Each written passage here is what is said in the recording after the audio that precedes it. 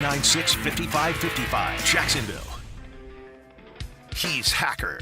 I like a good serial killer documentary. He hasn't taken the pounding that wide receivers take. It's just a pound job, and guys are tired towards that 4 minutes. And he doesn't shy away from opinion. I would be lying to you if I said I had not heard things. They're like a bad rash. You hear a lot of things. Some are true, some aren't. It's Hacker After Dark on 1010XL. And a very good Friday evening to you, Jacksonville. It is Hacker After Dark, in for the vacationing Rick Ballou, 1010XL and 92.5 FM with Dylan Denmark. The Hacker Ryan Green with you. I always feel like I need to say in for the vacationing Rick Ballou because it's like last week I took, one night off last Friday, and I get like 4 or 5 tweets right at 8 o'clock. Hacker, you at the radio station? What's going on, man? Well, yeah, I'm at the radio station. I'm taking a vacation day. We can take vacation days. Doesn't just because we're not here for one day doesn't mean we're gone. So relax. Rick Ballou will be back at 6 o'clock on Monday. I'll be after him at 8 o'clock, our normal 4-hour window here in the evenings on 1010XL and on 92.5 FM. But we have made it to the end of the work week. And boy, what an interesting time it is in sports. The NBA is really heating up. Spring training begins in Major League Baseball. It's a big weekend of college basketball and the NFL Scouting Combine. Next week up in Indianapolis, they release the times for the press conferences. In fact, Doug Peterson and Trent Baalke will meet the media next week up in Indianapolis on Tuesday afternoon. And then, of course, we are officially today 17 days away from NFL free agency. We are absolutely jam-packed tonight, as you would expect. Eric Edholm, NFL.com. Eric's covered the draft for years. He's with NFL.com. Need I say more? We'll talk Combine. We'll talk Jaguars with Eric Edholm. That comes up in about a little under 15 minutes. Also, later on in the 6 o'clock hour, we'll go down to Gainesville. My buddy Graham Hall, 247sports.com, covering the Florida Gators. Big weekend for Florida basketball. We'll talk a little Florida baseball as their season is underway. And I want to talk about the lack of expectation around this football team heading into 2024.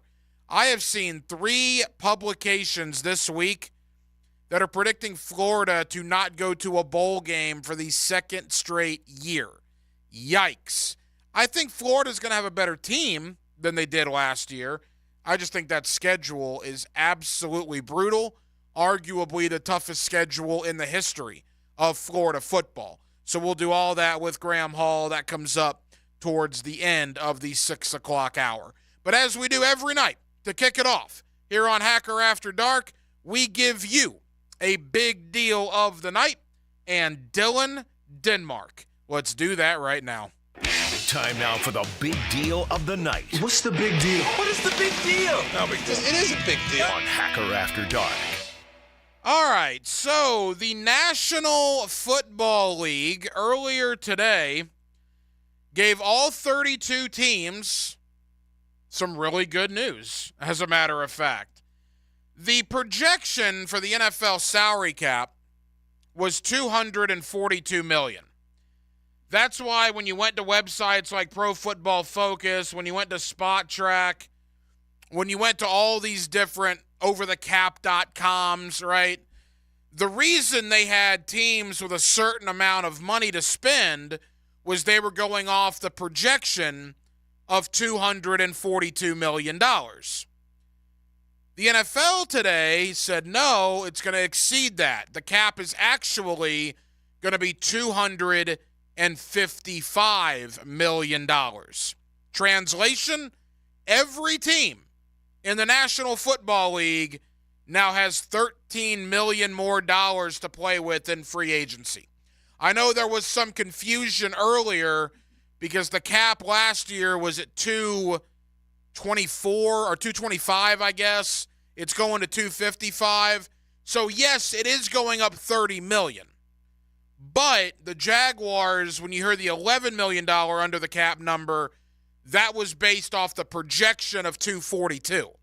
So you take the 242, you add $13 million to it to 255, and the Jaguars now all of a sudden go from $11 million under the cap to roughly $24 million under the cap. Although every team benefits from this, every team now has an additional $13 million in salary cap space. What does that mean? Well, it means the Jaguars can maybe be a little more aggressive than they were planning to be in free agency. It means the Jaguars can have a little more fun spending some money in free agency. $11 million was nice. $24 million is better. That puts the Jaguars 19th in the league. So there are, 12 teams, I guess, 13 teams that have less money than them. So they're almost right in the middle of the pack. In the AFC South, though, they're dead last. Everybody else in the South, the Colts, the Texans, and the Titans, all have more money to spend this offseason. In fact, Tennessee has something ridiculous, like $78 million to spend. Tennessee is going to be what Jacksonville was 2 years ago. Tennessee's going to sign 4, 5, maybe even 6 guys that first 48 to 72 hours of free agency, if they so choose. They may not do that, but they have the opportunity to do that.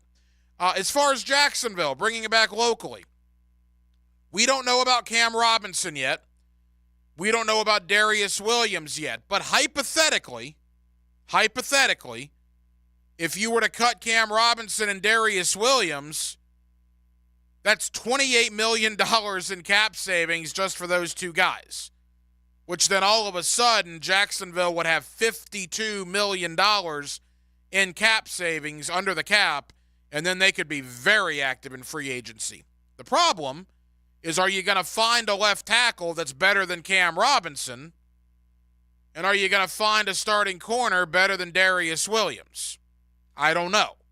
You're compounding issues, right? Your roster already wasn't good enough to make the playoffs. And if you start cutting guys like Cam Robinson, who was clearly your best offensive lineman at times last year, you start cutting guys like Darius Williams, even though his price tag's big, I don't know if that's the best thing to do. You could do it, but I'm not sure if that's the way to go. Other guys that we've seen that potentially could be cap casualties, Rayshon Jenkins, Brandon Sheriff, Foley Fatukasi, guys of that sort. I've seen Zay Jones. I think PFF had Zay Jones as a prime candidate to be cut. Although with Zay Jones, I disagree with that to an extent. You're not saving that much money, and you got to make sure what's going on with Calvin Ridley before you do anything like that when it comes to Zay Jones. So, how active are the Jaguars going to be in free agency? Again, the NFL gave them a gift today with the salary cap being higher than expected. Jacksonville woke up this morning with $11 million in under the cap room. Now they have $24 million in under the cap room. What does that mean for Josh Allen? What does that mean for Calvin Ridley? What does that mean for Ezra Cleveland? All great questions. And all questions we're going to get answers to in the next 17 days prior to Monday, March the 11th. You're already seeing teams do some things like Miami this afternoon. Emmanuel Ogbah and Xavier Howard both cut. Now, Miami's problem is they are well over the cap. They're cutting guys to get under the cap by the start of the league year. Again, the league year starts March 13th. The legal tampering period is March the 11th. You got to be under the cap in the next 19 days. So Miami, who's over the cap, is starting to have to make some tough choices.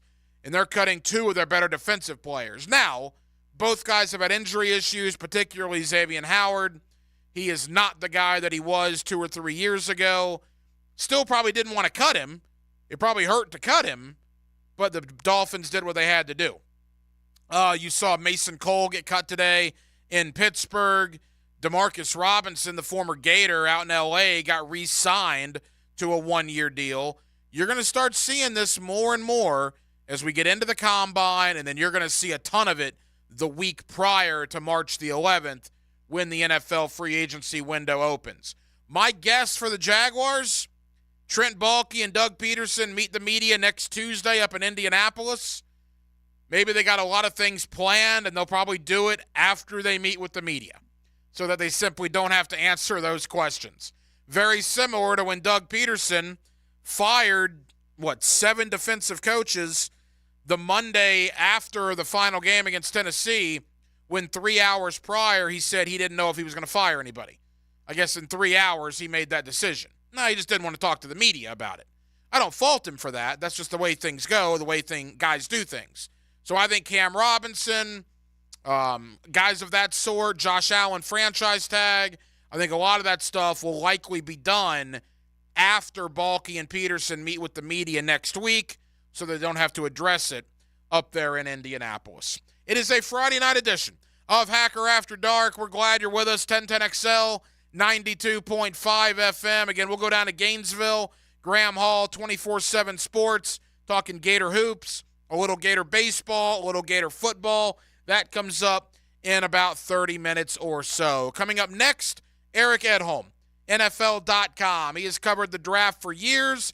I want to talk Jags. I want to talk some of the Jaguar young players. And I also want to look at this draft class that's heading to Indianapolis for the Combine next week. With Dylan Denmark, the Hacker Ryan Green with you. Jacksonville, we're glad you're with us. Eric Edholm, NFL.com, coming up next. Above Gotham looms its greatest hero. We're not a superhero. We're the Superstation. Who are you? Oh, sorry. 1010XL, That signal is not a beeper. 92.5 FM. I just like the sound of it. Randy Marion Cadillac in Jacksonville is excited about the new 2024 all-electric Cadillac Lyriq. We have over 11 in stock with more on the way. Come in today to test drive the all-electric Lyriq. It's an experience like no other. And if you drive home with one today, we'll take $7,500 off your new Cadillac Lyriq at signing. That means no need to wait for the end of the year tax credit. You get the $7,500 today. Randy Marion Cadillac, Southside Boulevard, Jacksonville. Plus tax tag title, $8.99 admin fee and resistol. Tell them Jennifer sent ya. This is Daytona, the heart of racing, the soul of speed, and the only place in Florida to witness the adrenaline pumping, awe-inspiring spectacle of Supercross. Daytona Supercross, where champions are made, legends are born, and the biggest names battle it out under the lights at the world center of racing. Don't miss it. The gate drops Saturday, March 2nd. Secure your tickets and trackside access today at DaytonaInternationalSpeedway.com. I'm here with Danny Van Sickle, Director of the Electrical Training Alliance. Danny, tell me about your program. Hey, Rick, we're a 5-year electrical apprenticeship. Our students start out making over $40,000 a year, and right now graduate making over $90,000 a year, including benefits. There is no tuition or no student debt. You just have to apply and get accepted. Did you say no tuition and no student debt? You heard that right, Rick. Once you're accepted to the program, your only cost for the books and the course fees. About $800 a year. That sounds like an amazing opportunity. How can I learn more? Just go to etajax.org, and you can apply there. Apply by May 23rd. Rock and Roll Hall of Famers, the Doobie Brothers. Tom Johnston, Michael McDonald, Pat Simmons, and John McPhee. The 2024 Tour.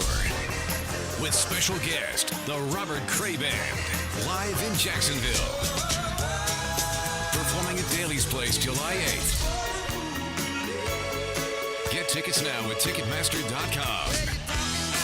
For more, visit theDoobieBrothers.com.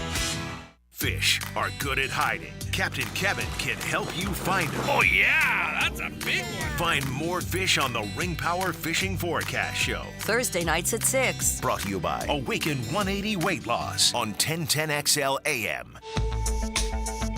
Has someone you care about been arrested or had their driver's license taken away?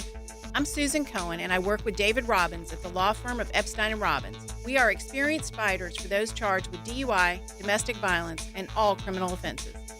In your battle with the justice system, there's only one thing you need to know. Dial David 24/7 at Epstein & Robbins, 354-5645. 354-5645.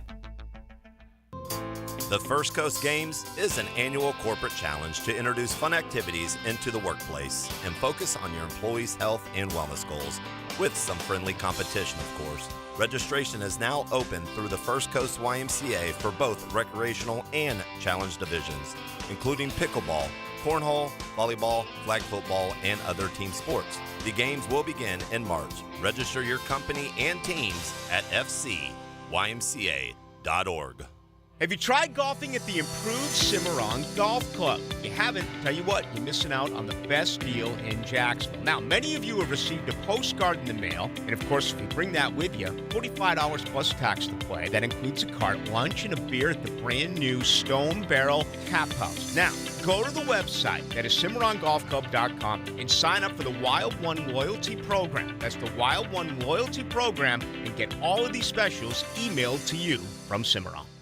People who suffer from arthritis are getting real pain relief with exciting biologic therapies at QC Kinetics. The success rate is there, and there's no better way to treat yourself when it comes to dealing with pain. Meet Tyler Vale, co-founder of QC Kinetics, who says they can't cure arthritis, but they can treat the pain. If you think of the tide coming in and out on the beach and what it does, it erodes the sand, right? Can't stop the tide, but eventually when the sand or the beach gets bad enough, we backfill that beach with sand so that we get generations of enjoyment with that beach again. And the same thing happens with your knee or your shoulder or your hip or your back. We want to backfill the problems that have happened to this point. I'm not stopping the tide, so I'm not stopping the arthritis, but I want to get generations of enjoyment out of those joints again. Call QC Kinetics now for your free consultation. Learn more about how restorative biologic therapies can get you real and lasting joint pain relief. Call QC Kinetics, 904-274-5522. That's 904-274-5522. 904-274-5522.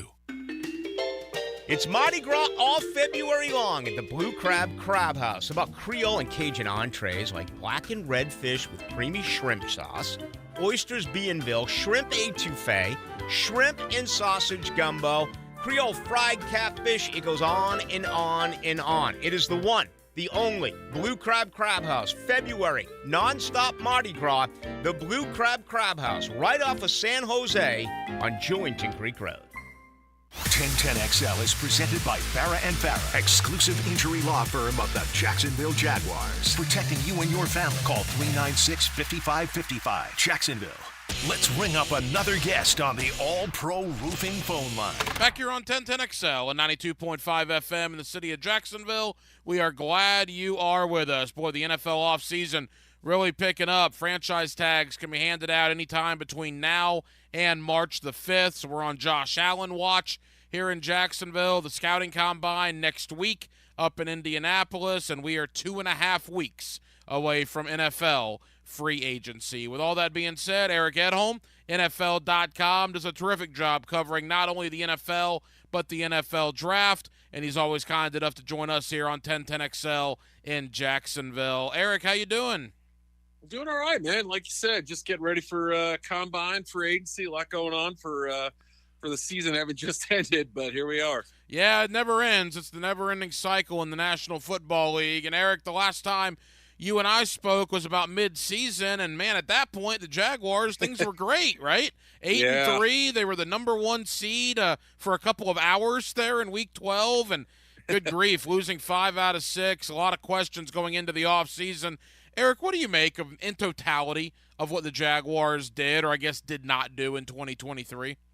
Yeah, I mean, I think there probably were some warning signs along the way. Obviously, kind of the early season setbacks. I was Kansas City, Houston, and then, the post-bye loss to the Niners. Now, look, no shame in losing to them, but I think it was the way it happened that was maybe more unsettling, especially, not taking care of business in home games in general, but certainly that one as well. And you just sort of felt like if Trevor kept getting hit the way he was, and, for a tough kid who hadn't really, missed time in the NFL, for him to have to go into 2 or 3 games where we weren't sure if he was going to start, that was, I think, a big part of it, his health and well-being. I think it kind of limited what the offense could do, what the passing game could do. And, just sort of felt like there was still some meat on the bone with that Calvin Ridley connection.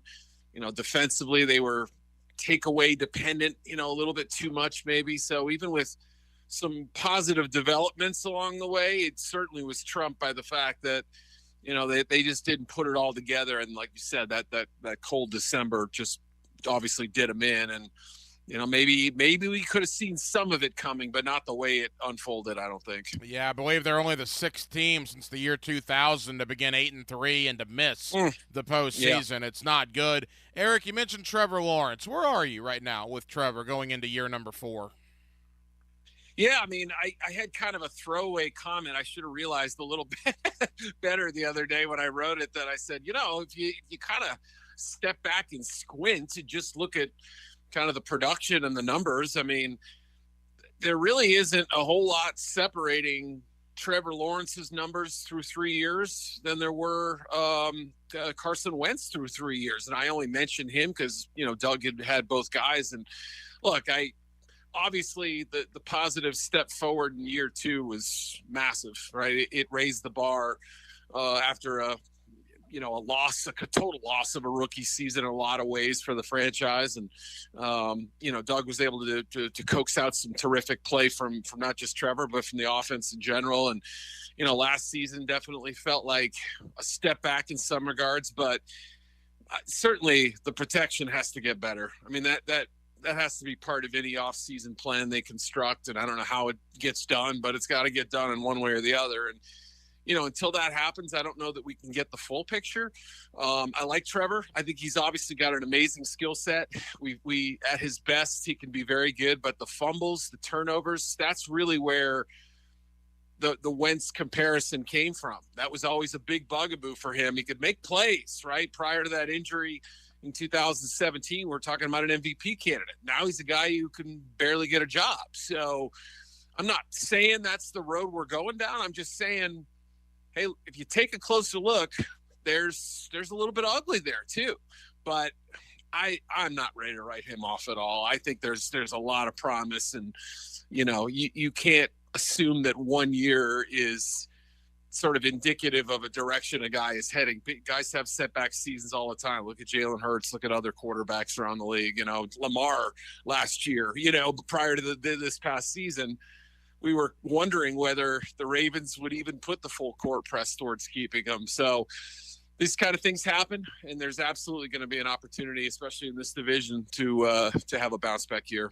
Eric Edholm, NFL.com, here with us on 1010XL in Jacksonville. Eric, one of the positives, I guess, amidst that losing of 5 of 6 at the end of the year was Trayvon Walker. It really looked like Trayvon Walker, with all those losses, started to find himself a little bit. What was your take on his year? Yeah, it was important for them to see. Obviously, Aiden Hutchinson, he's always going to get compared to him, whether it's fair or not. Those are the two guys that were, kind of bandied about atop that draft class. And, it was an against the grain choice. It was made with conviction, but it came with doubters, people, and especially with the way Aiden's played. So seeing him kind of thrive down the stretch, and, he was always going to be somebody who had to kind of learn on the fly, with his age and inexperience, and, having been shifted around a lot in college as far as what position he played.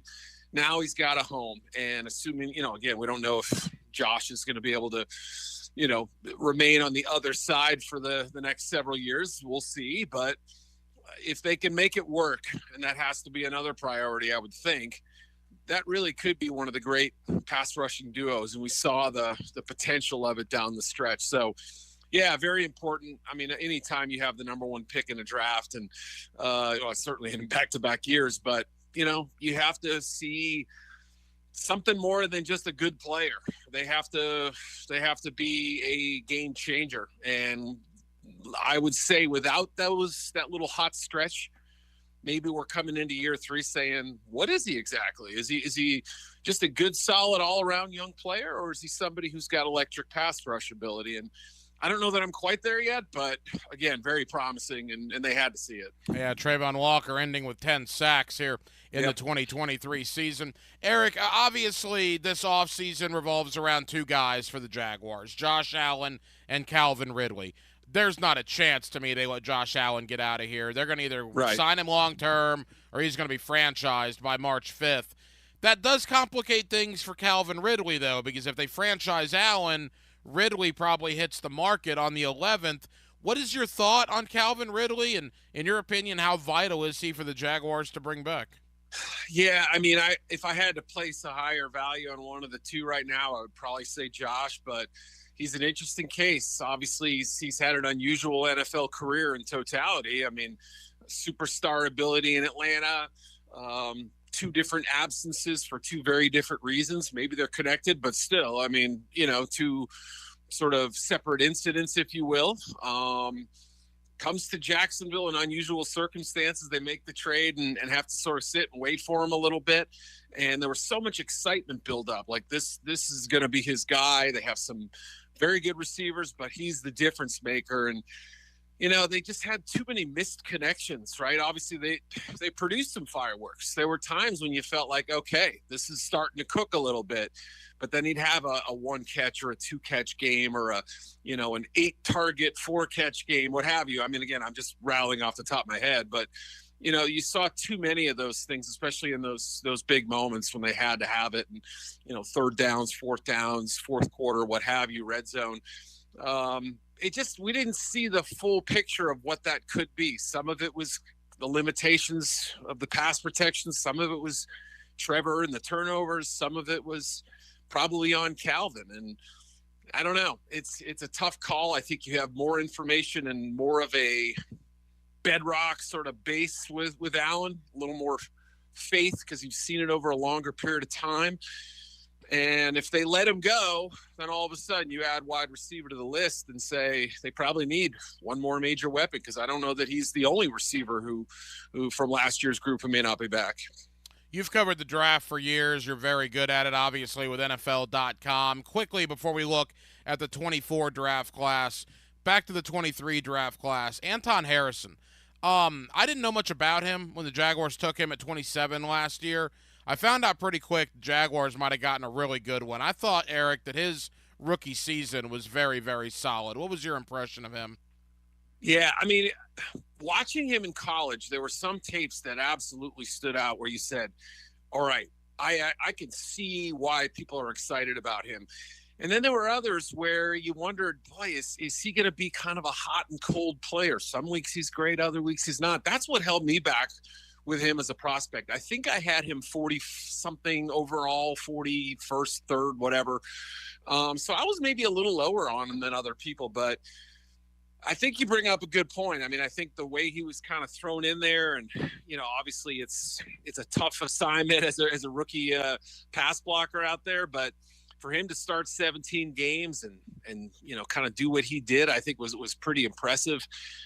There's certainly a higher ceiling for what he did, but yeah, I mean, it ended up being a pretty savvy pick as far as I'm concerned, and I'm not afraid to admit when if I'm not 100% on a guy, then I'll look back and say, there's where I missed. So they got that one right.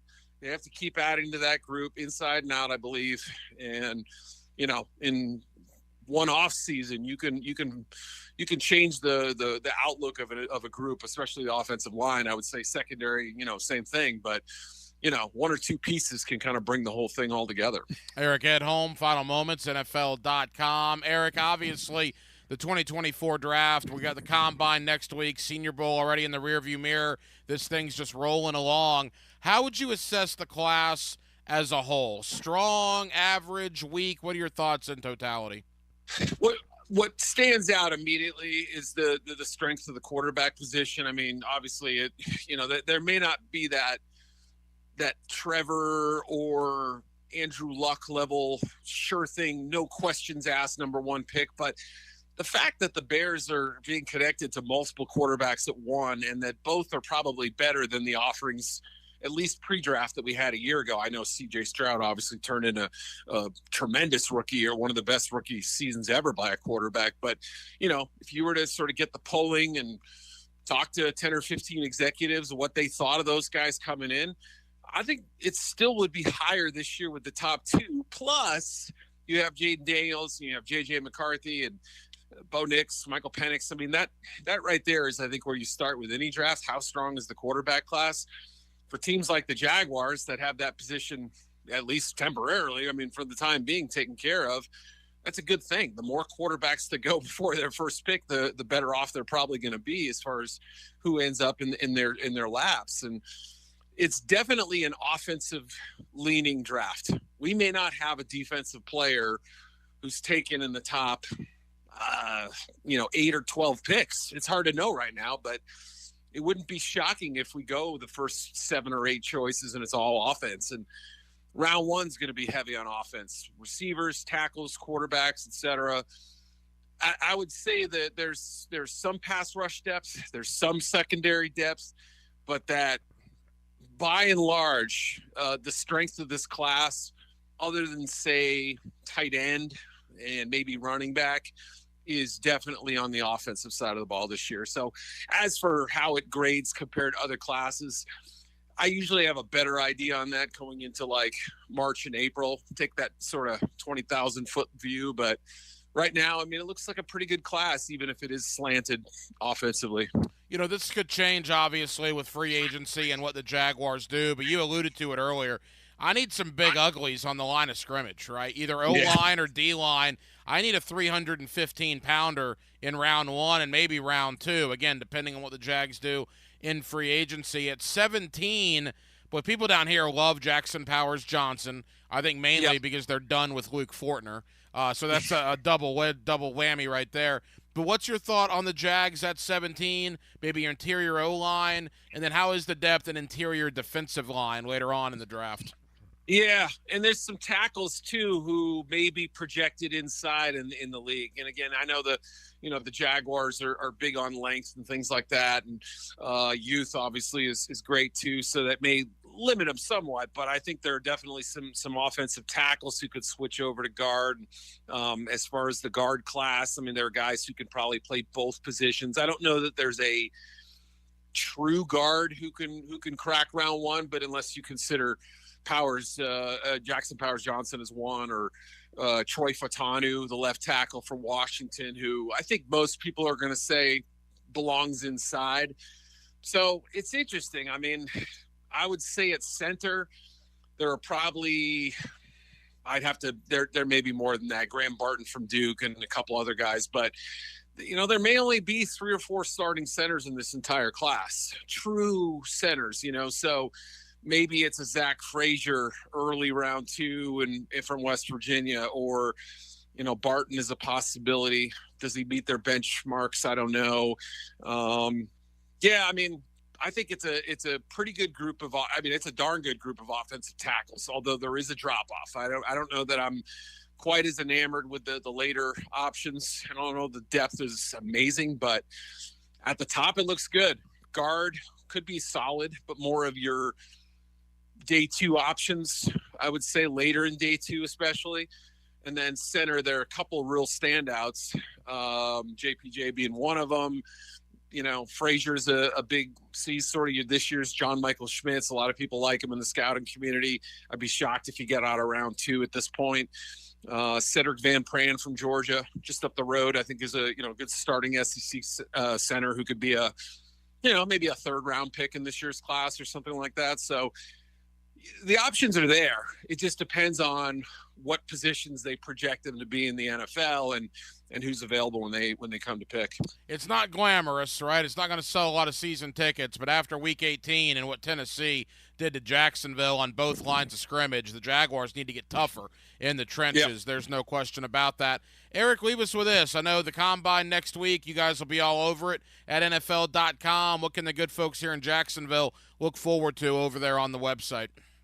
Yeah, I've got a little bit of a preview piece coming up, projecting who might run the fastest 40-yard dash. Of course, usually receivers, corners, occasional running back. So I'll have that one up, I think, at some point, either by Friday or by Monday, certainly. And then, just kind of combing through the GM and coach stuff on Tuesday and Wednesday, and then the players as well. And whatever happens at night gets filtered into the stories too, right?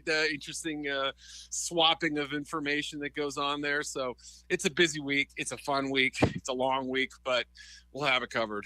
Eric Edholm, NFL.com. Eric, I know you're busy, man. Thank you as always. We'll do it again soon. Looking forward to it, man. Thanks. Your home for Gators hoops is 1010XL. The Gators take home court against the Commodores. Florida Vanderbilt. Tomorrow at 1 on 1010 AM.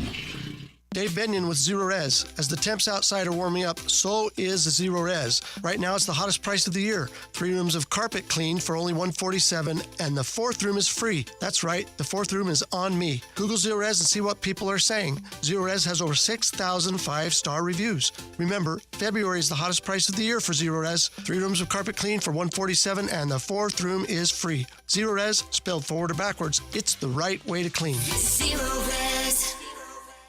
Save big at Key Buick GMC, like up to $15,000 off all new GMC trucks, or choose $8,500 in savings with 2.9 APR financing for up to 72 months. Need some low APR rates? Key Buick GMC has them. Rates as low as 0.9% for 36 months, 3.9% for 48 months, 4.9% up to 60 months, and 5.9% APR for 72 months. That's Key Buick GMC. We are professional grade on the corner of Southside and Gate. This is former NFL quarterback David Garrard. If your knees have taken a beating and you're finally ready to do something about it, then let Southeast Orthopedic take a look. Come on, do your knees a favor. Southeast Orthopedic Specialists. David Garrard here. I've had the PRP treatment from Southeast Orthopedic Specialists, and my knees are really doing well. Platelet-rich plasma treatment may be the answer for whatever is hurting you. Southeast Orthopedic Specialists. Are you 18 years or older, just got married, just got divorced, or have children? Listen up. Have you done your last will and estate planning? You have questions? Call Matt Hinson with the Hinson Law Firm. Reach him at 527-1700. Office is Jacksonville, Florida. And don't let the state decide your fate. This Date in Sports History is brought to you by Southeast Orthopedic Specialists. On February 23, 2019, Argentine soccer star Lionel Messi scores the 50th hat trick of his career as Barcelona wins 4-2. Here's Ben and John Lupo, owners of Beards Diamonds. It's funny, my dad has sold people engagement rings, and now I'm selling their kids engagement rings and anniversary gifts and birthday gifts. We're blessed with the relationships we've built over the years. Check out our full inventory at beardsdiamonds.com. Beards Diamonds in the St. John's Town Center. Get ready for a musical feast at Players Grill Mandarin. Experience Mandala. From Latin beats to top 40 hits, they'll have you dancing all night long. Catch Mandala live at Players Grill Mandarin Friday, March 1st at 8 p.m. Players Grill, where the neighborhood meets. Bueller Air Conditioning presents Are You Cool? Today's lucky contestant, a coffee filter repairman from Jacksonville Beach. Meet Dave Carvelis. Great to be here, Pat. No time to chit-chat, Dave. Here's your question. Your AC has been acting up. Do you A, ignore it and hope it gets better on its own? 2, take off all your clothes when you watch TV and hope that does the trick? Or C, call Bueller Air Conditioning? Oh, jeez. I do like to sit around with no pants on. 5 seconds, Dave. I'll say C. Call Bueller. That's right, Dave. A quick call to Bueller will have our expert AC technicians at your door, usually the same day, to make sure that you are cool. Can I still watch the game with no pants on? It's America, Dave. Knock yourself out. Stay cooler with Bueller. Visit BuellerAir.com. Finding great candidates to hire can be like, well, trying to find a needle in a haystack, but not with ZipRecruiter. Its powerful technology actively finds and invites qualified candidates to apply to your job. So while other companies might deliver a lot of hay, ZipRecruiter finds you the needle in the haystack. See why 4 out of 5 employers who post a job on ZipRecruiter get a quality candidate within the first day. Try ZipRecruiter for free at ZipRecruiter.com/free. That's ZipRecruiter.com/free. Get ready for the Players' Championship, March 12th through 17th at TPC Sawgrass. Don't miss your chance to watch the PGA Tour's best compete to etch their name in history while enjoying a vibrant social scene. From local bites to the latest merchandise available in the PGA Tour fan shop, the Players offers the ultimate experience for everyone to enjoy. Secure your spot today. Tickets are on sale now at theplayers.com. Mia here for Window Gang. Window Gang is more than America's leader in window cleaning. They're total pros with a full range of exterior cleaning services to maintain the look and safety of any commercial property.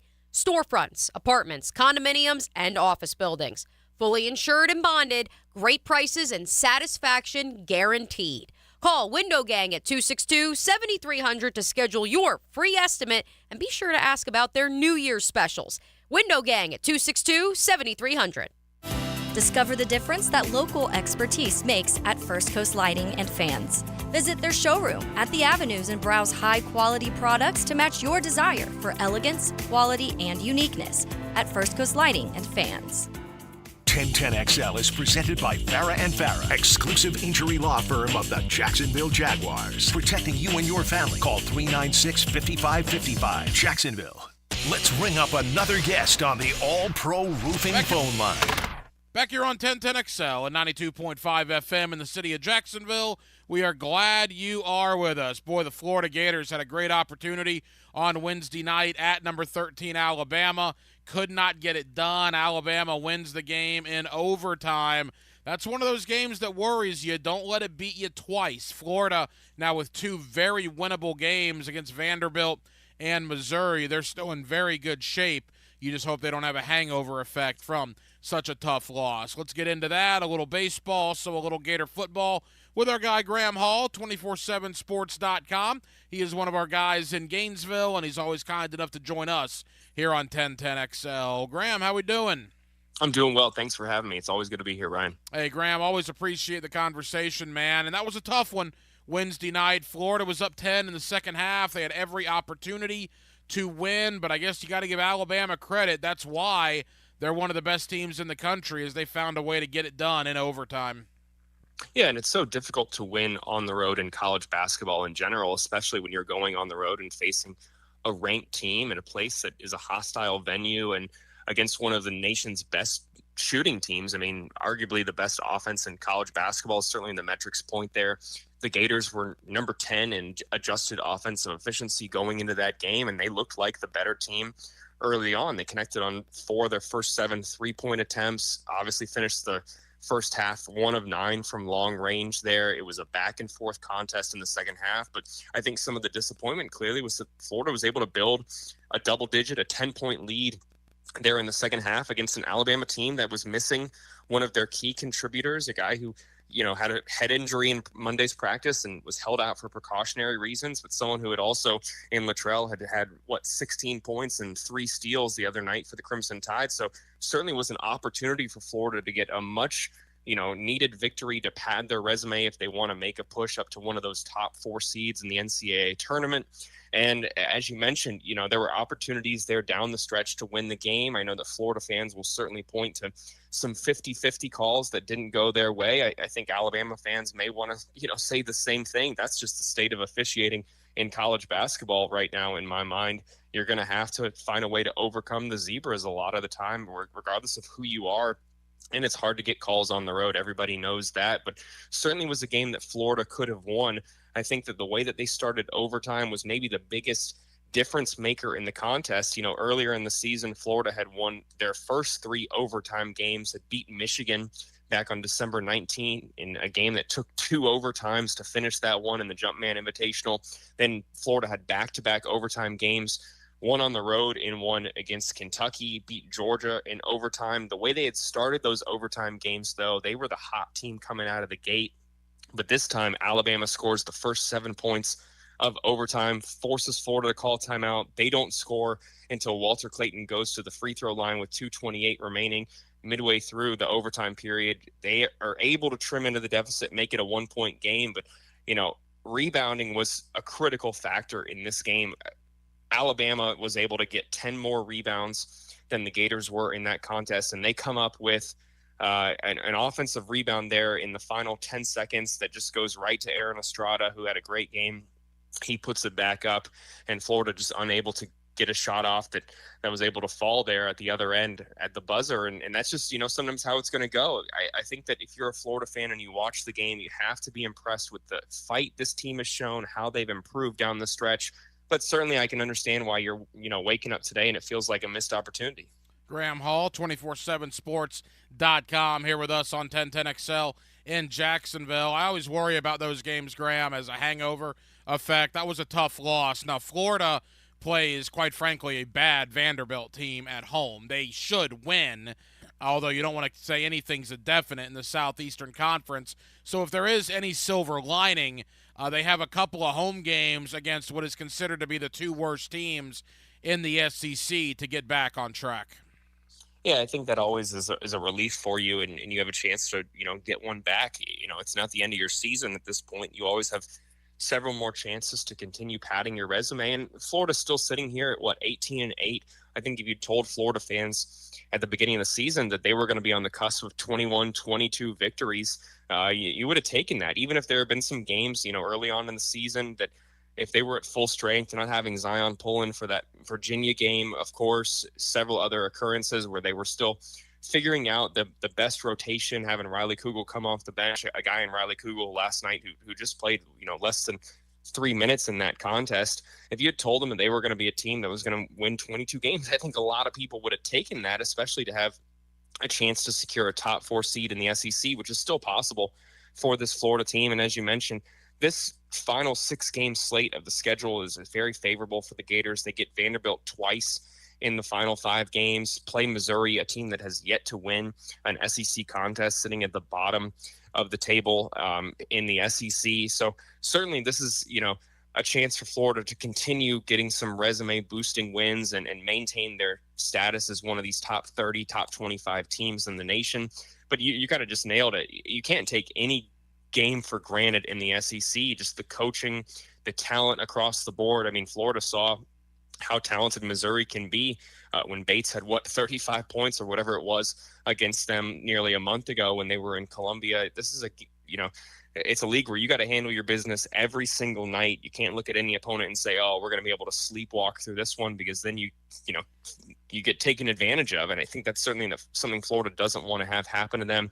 But if they take care of the games in front of them, I mean, if they manage to go on the road here and beat South Carolina, that would be massive for this team, just considering the job that Coach Paris has done up there in Columbia. If they can win 4 of their final 5 games here, that would really bode well for this team getting a top 4 seed in the SEC and, getting a top 4 seed in March Madness. Yeah, I think anything shy of 11 conference wins now would be a disappointment. You're already at 8. As you mentioned, Vandy twice and Missouri, the 2 worst teams in the conference. If you sweep those, you're looking at a minimum of 11 wins, and that's not even counting South Carolina or the home game against Alabama. And I got to figure, Graham, the Rowdy Reptiles in Gainesville will be awfully excited to welcome Alabama into Gainesville after what happened on Wednesday night. Graham Hall, 247sports.com. Graham, final thought about basketball. Let's go quick here because I want to get to baseball and a little football as we wrap up. Todd Golden, obviously much better year 2 than year 1, cleaned up in the transfer portal. I would have to think people in Gainesville are happy with Golden right now. I would hope so. I think that the expectations in Gainesville are obviously high. I mean, I hate to bring up Mike White in this situation, but he never won less than 9 SEC games when he was there, and people still didn't think he got the job done. As difficult as that is, you have to be a coach that continuously is competing for a chance to make the NCAA tournament here and maybe go on a run in the NCAA tournament. And that is just extremely high expectations, because I've said time and time again, in this post-COVID era, transfer portal era, there's going to be a lot of parity, and to continuously rebuild your roster, be able to compete on a year-to-year basis, it's a tall feat. It's really hard to do that. But I think that having seen what he's done in year 2, how he's evaluated some under-the-radar players like Alex Condon, Thomas Ha, gotten guys like Zion Pullen, Walter Clayton to join the program, and has put them in a position to succeed, that really bodes well for his future, his ability to lure more talent to Gainesville in the future. And I think they're seeing a guy who's extremely likable. He's fiery. He's passionate. He likes being here.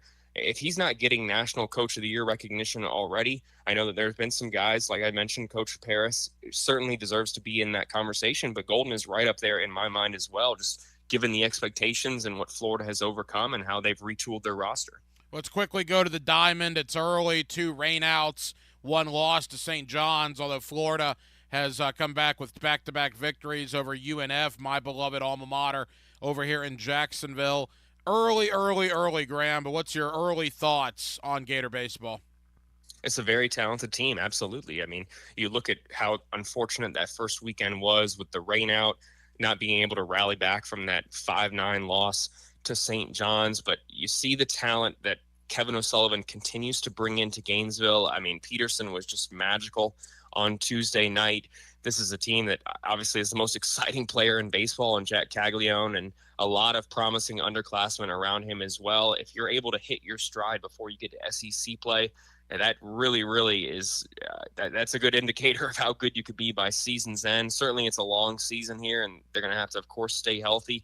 But you're seeing the bats, how already in form they look right now. I mean, they had 11 hits against UNF on Wednesday night. Certainly you saw Peterson out there on Tuesday in that run rule game up there in Jacksonville. This is a team with a whole lot of talent here, and it's exciting to watch them right now. Obviously a long season here, and you got to take care of business when you get to conference play, but I think that right now they're off to a very good start, and fans should be excited about going out there and seeing that team at Conner Ballpark. Is there going to be a conversation when it comes to Caglione about one of, if not the best baseball player that's ever played at Florida when his career's over? Well, we'll have to see how long his UF career actually is. I mean, this is a guy that, the hype is real for him right now. I'm interested to see how he looks out there on the mound, just given having the off season to work on his pitches and get himself right here. Obviously, one of the best bats in college baseball in my mind. You saw that on Tuesday night. You're going to see that time and time again, more often than not. But in terms of guys who have come through here, I mean, we've seen, Jonathan India recently. Obviously, Brady Singer has been fantastic. We've seen a whole lot of really good guys on the mound. For him to be in that conversation, I still think it's too early. But in terms of maybe he being the most talented player that has come through Gainesville, I think it's certainly not too early to start having that conversation. How his UF career shakes out is going to really, I think, dictate whether he's in the conversation as one of the greatest Gators of all time here. But certainly, I think it's not too early to say he's one of the most talented that we've seen. All right, Graham. Again, Graham Hall, 247sports.com. Let's quickly get to football as we wrap up. Spring football is right around the corner. The spring game is April 13th, so not that far away. And you knew this was going to be like this offseason because that schedule ahead of Florida in 2024, quite frankly, is ridiculous. I can't ever remember a harder schedule in the 35 years that I've been watching Florida Gator football. But, man, the lack of expectations nationally. We got over-under win totals, again, of 5.5.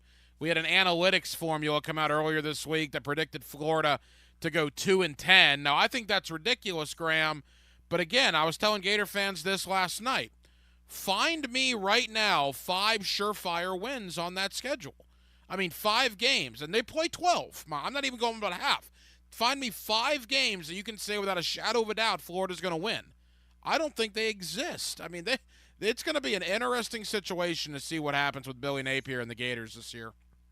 It absolutely is going to be interesting, and there's a reason why so many people are already speculating about Billy Napier's, future in Gainesville, just given that absolutely brutal gauntlet that you mentioned. I mean, there's not a team in college football that would trade schedules with the Gators this season. I think that is going to be of course, the biggest hindrance to Florida being able to maximize the talent they have on the roster. I think that Billy Napier could fairly make a case that this is the deepest the team has been since he has been there.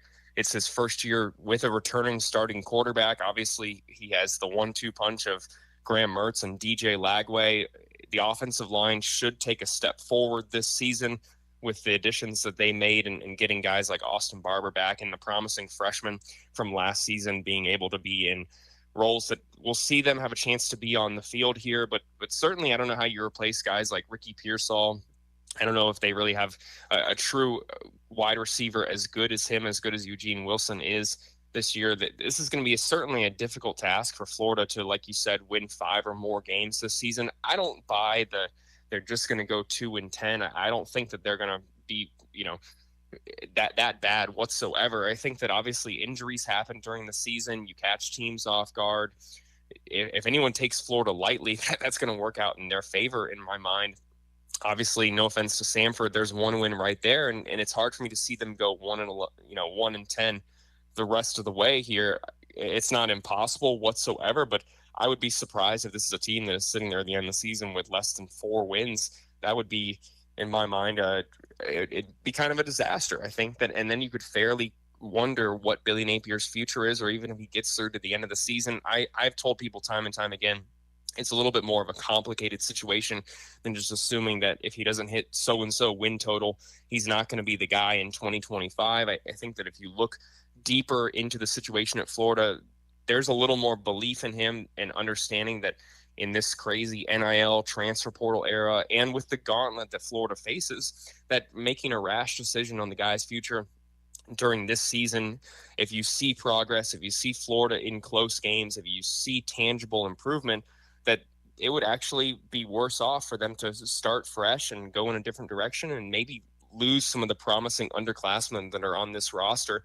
You have to retain your players, and one of the biggest ways to make sure you don't do that is to fire the coach.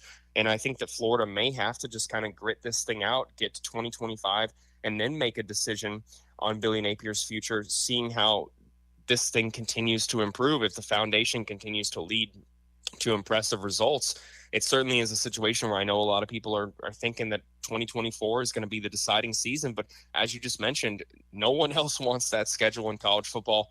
And I think that just given where Florida's at, that may lead to a little bit more patience and understanding if the Gators are competitive and show fight in all those games. Now, if they aren't, or, God forbid, a scandal arises like we've seen in the past with previous coaches, then certainly the conversation changes. But dictating it solely off how Florida fares in those 60 minutes 12 times this season, I don't know if that's really the way that I would look at it right now. I mean, Gator fans, look, you asked for this. You didn't want to play Ball State anymore. You didn't want to play Eastern Kentucky. We need to play the best of the best. Well, all right.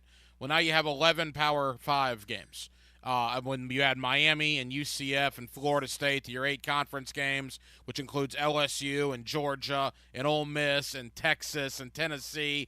So it's one of those things, Graham, to me. Be careful what you ask for, because you might get it and you may not like the result when it arrives. Graham Hall of 247sports.com. Graham, great stuff, man. Really appreciate you. We'll do it again around spring football.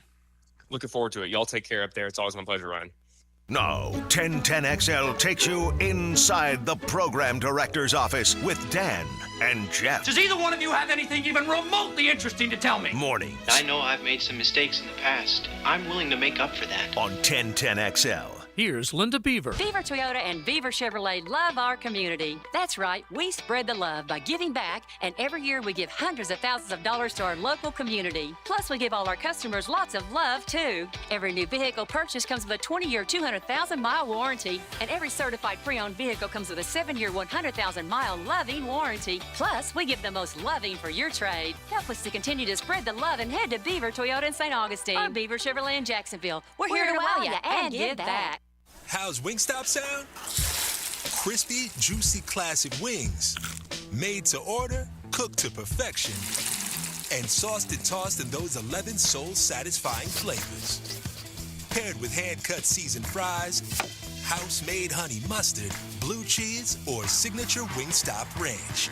And, of course, spicy Cajun fried corn. I think you've heard enough. Get your flavor delivered at wingstop.com.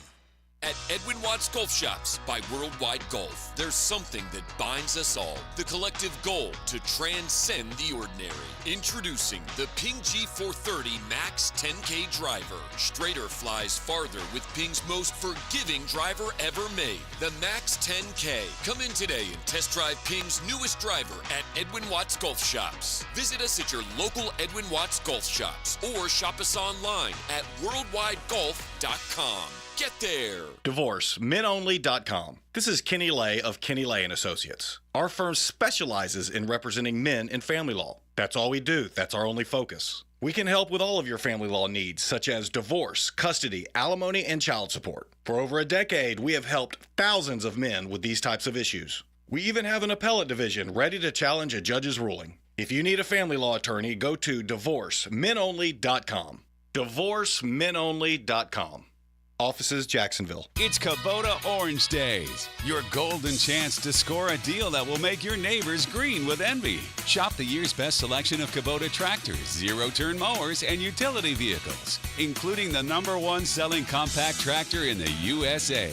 And get the year's best deals, like 0% APR for 84 months or up to $3,300 off L3302 tractors. Coastal Equipment on New Kings Road and in McClenny. Coastal Equipment. Hi, this is Carrie, the office coordinator at the dental practice of Dr. James J. McCall. Dr. McCall, along with me and my fellow team members, are committed to making your visit to the dentist a pleasant one. From scheduling, filing insurance, or reviewing treatment options, you're always our number one priority. When we say join our dental family, we believe it in our hearts.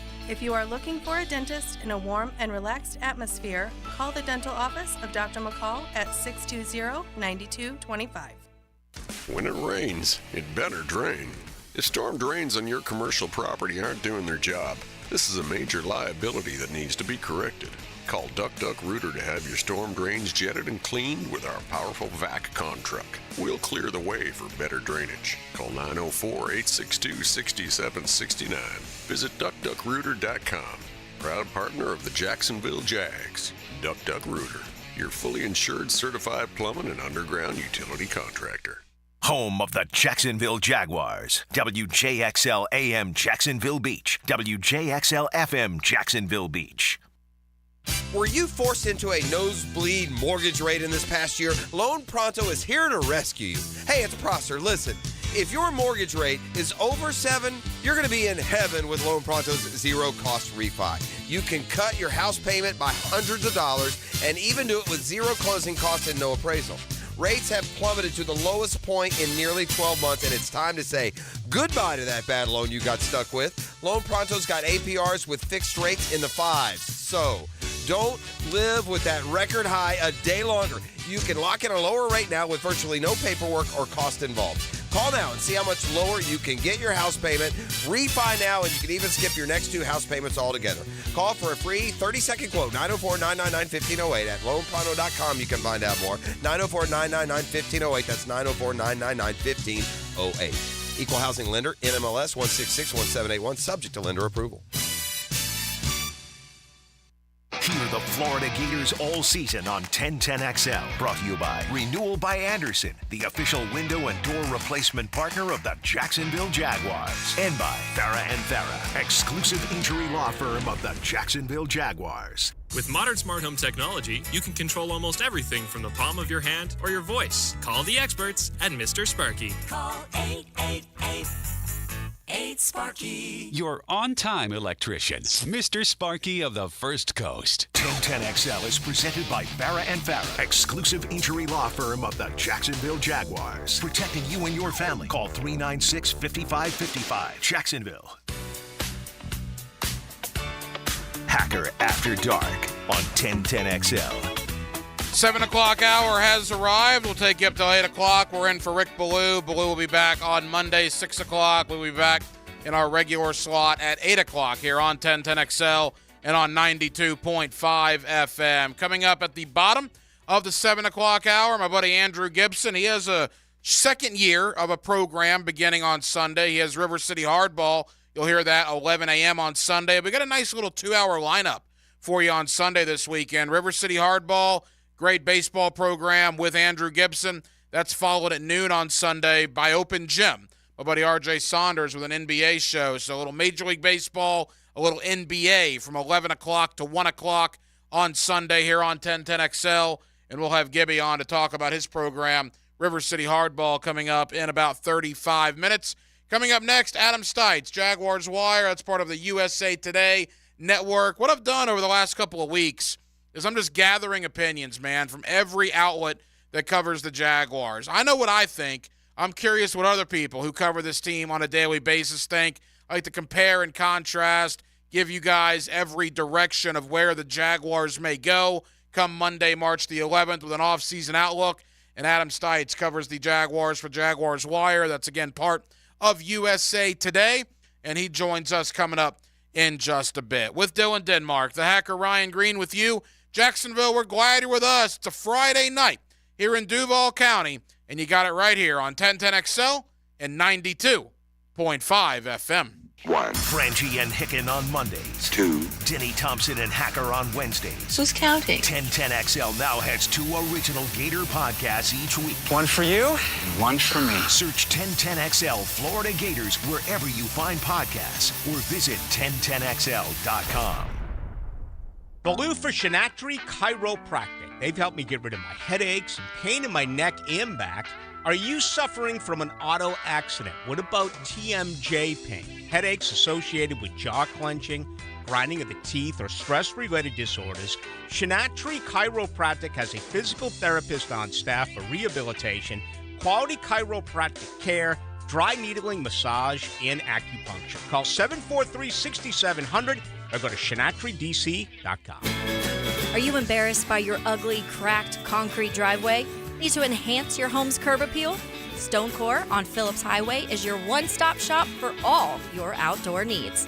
Replacing with new stone pavers will transform your driveway into a stunning work of art. Say goodbye to unsightly concrete and hello to beautiful, durable pavers that last for years. Visit Stonecore today and let's beautify your home together. Stonecore.co. We do outdoors better. Get ready for the Players' Championship, March 12th through 17th at TPC Sawgrass. Don't miss your chance to watch the PGA Tour's best compete to etch their name in history while enjoying a vibrant social scene. From local bites to the latest merchandise available in the PGA Tour fan shop, the Players offers the ultimate experience for everyone to enjoy. Secure your spot today. Tickets are on sale now at theplayers.com. This Date in Sports History is brought to you by Southeast Orthopedic Specialists. On February 23, 2019, Argentine soccer star Lionel Messi scores the 50th hat trick of his career as Barcelona wins 4-2. Ever wonder how you can transform your living spaces into captivating works of art? At First Coast Lighting and Fans, they offer a huge selection of high-quality products to match your desire for elegance, quality, and uniqueness. Visit their showroom on Phillips Highway at the Avenues and step into a world of quality without compromise. Discover the difference that locally owned expertise makes and let them help you experience the transformation from average to extraordinary at First Coast Lighting and Fans.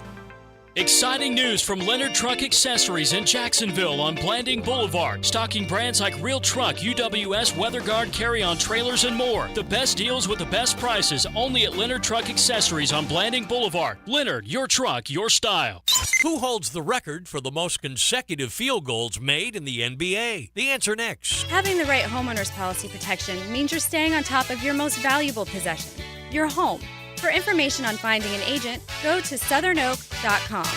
Our family protecting yours, Southern Oak Insurance. Over a 4-game stretch in 1967, Wilt Chamberlain made 35 consecutive field goals. Southern Oak Insurance, our family protecting yours. Yo, this is Tony from Tony D's. Are you looking for a great slice of pizza?